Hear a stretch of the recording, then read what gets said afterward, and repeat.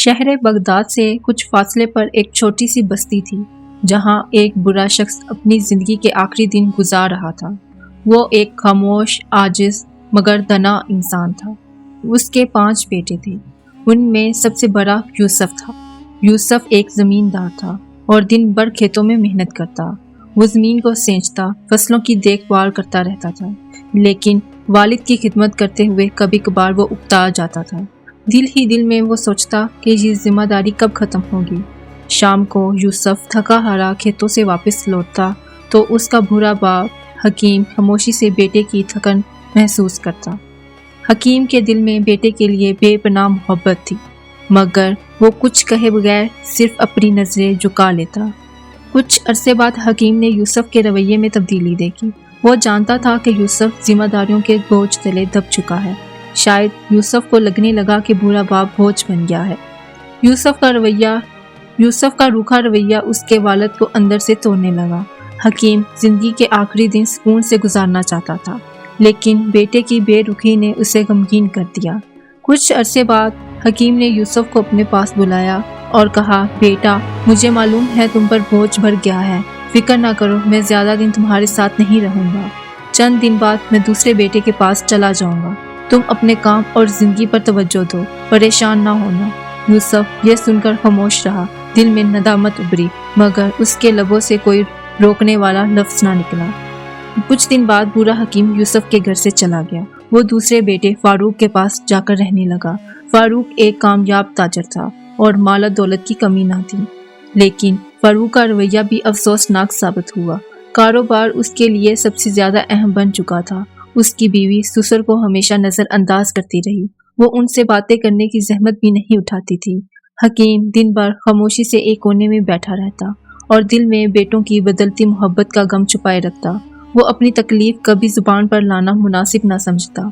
بوڑھے حکیم کا وقت تنہائی اور غم میں گزرتا رہا۔ ایک دن فاروق نے بیوی کی باتوں میں آ کر کہا، بابا، آپ کو میرے کاروبار میں مدد کرنی چاہیے تاکہ آپ کی موجودگی سے مجھے بھی کچھ فائدہ ہو۔ بوڑھا حکیم خاموش رہا۔ اس کی جھکی کمر سب کچھ کہہ رہی تھی کہ اب وہ کسی محنت کے قابل نہیں رہا۔ کمزور ہاتھ اور تھکا جسم اس بات کی گواہی دے رہے تھے، مگر اس نے بیٹے کی بات کا برا نہ مانا، کیونکہ وہ حقیقت جانتا تھا کہ فاروق اسے ذمہ داری کے پیمانے سے دیکھ رہا ہے، محبت کے نہیں۔ ساری رات بوڑھے باپ کی کھانسی اور درد بھری فریاد سے تنگ آ کر فاروق کی بیوی نے کہا، یہ برا انسان مزید پریشان کر رہا ہے۔ اس کے اور بھی بچے ہیں، وہ وہاں جا کر بھی تو زندگی گزار سکتا ہے۔ فاروق بھی کم ظرف آدمی تھا۔ اس نے بوڑھے باپ سے کہا، بابا، اگر آپ تنگ ہیں تو چلے جائیں دوسرے بیٹے کے پاس، وہاں آپ سکون سے رہیں گے۔ آپ کے علاج کے لیے میں پیسے بھی دے دوں گا، فکر نہ کریں۔ اس نے بظاہر والد کا احترام کیا۔ حکیم فاروق کے گھر سے چلا گیا۔ اس دفعہ اس نے اپنے تیسرے بیٹے عثمان کے گھر جانے کا فیصلہ کیا، مگر اس کے پاس وقت کم تھا۔ وہ دن بھر کھیتوں میں مصروف رہتا اور شام کو بیوی بچوں کے ساتھ وقت گزارتا۔ بوڑھے والد کی بیماری اور دل کی اداسی اس کی نظر سے اوجھل رہی۔ عثمان جب صبح کام پر جاتا تو اس کی بیوی بچوں کو دادا کے پاس بٹھا دیتی اور ان سے کھیلنے کو کہتی۔ بوڑھا حکیم بیماری اور کمزوری سے کام رہا تھا۔ یہ منظر دیکھ کر دل میں شاید غم محسوس کرتا۔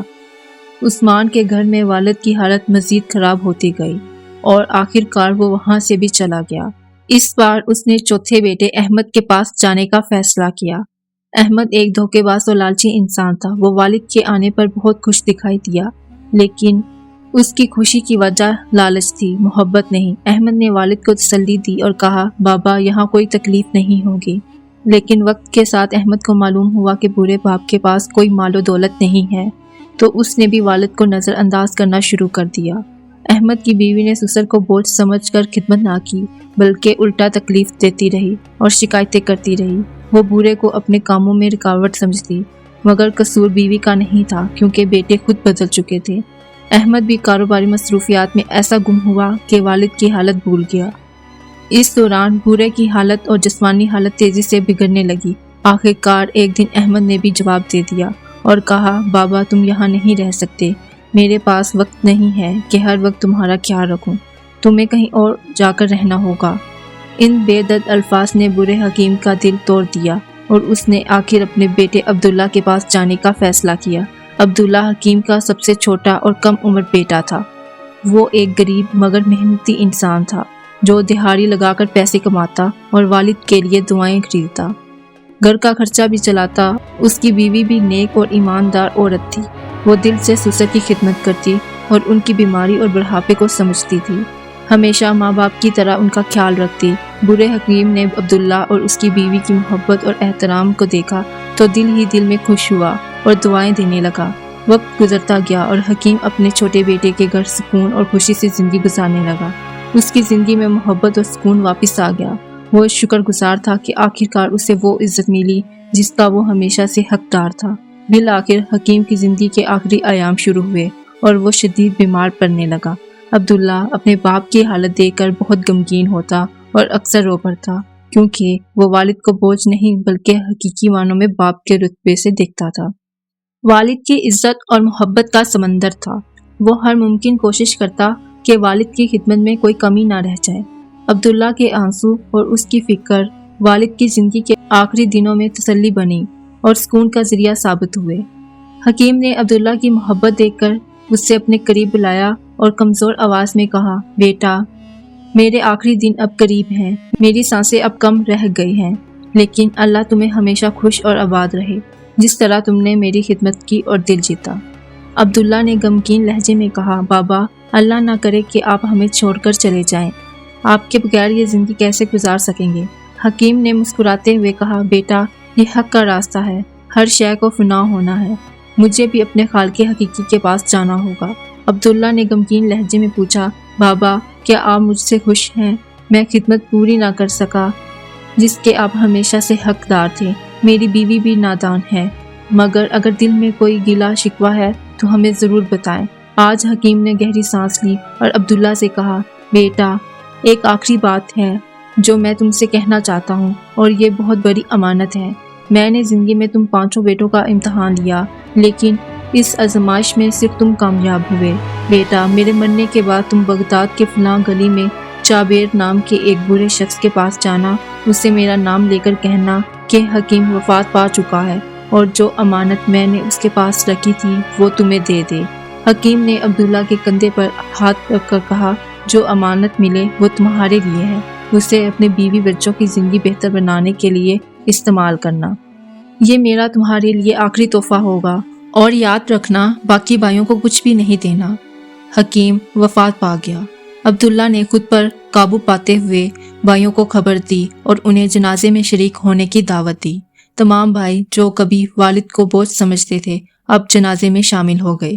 عبداللہ نے بھائیوں سے کہا، بابا نے مجھے ایک امانت سونپی ہے، مجھے یقین ہے کہ وہ کوئی قیمتی خزانہ ہوگا، لیکن اس میں سب بھائیوں کا حق ہے، حالانکہ بابا نے اسے صرف میرے لیے وصیت کی تھی۔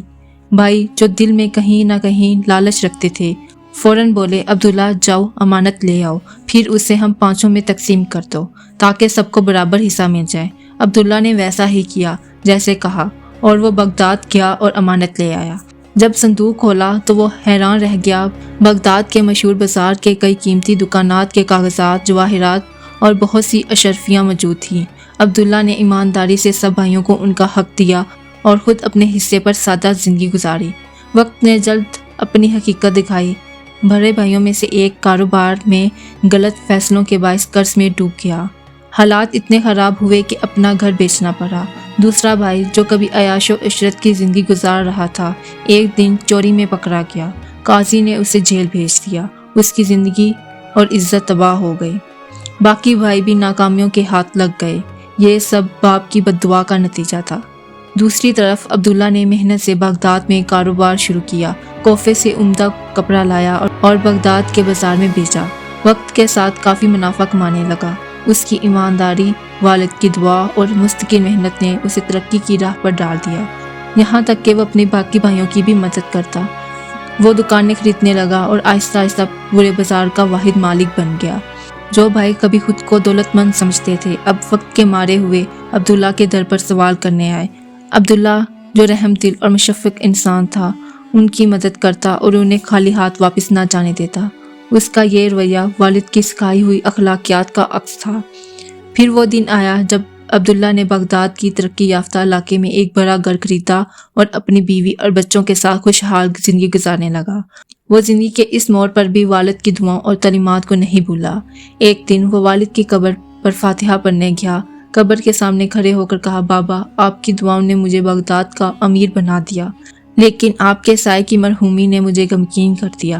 اللہ تعالیٰ آپ کو جنت میں اعلیٰ مقام عطا فرمائے۔ دوستو، اس کہانی سے ہمیں 3 قیمتی اسباق ملتے ہیں۔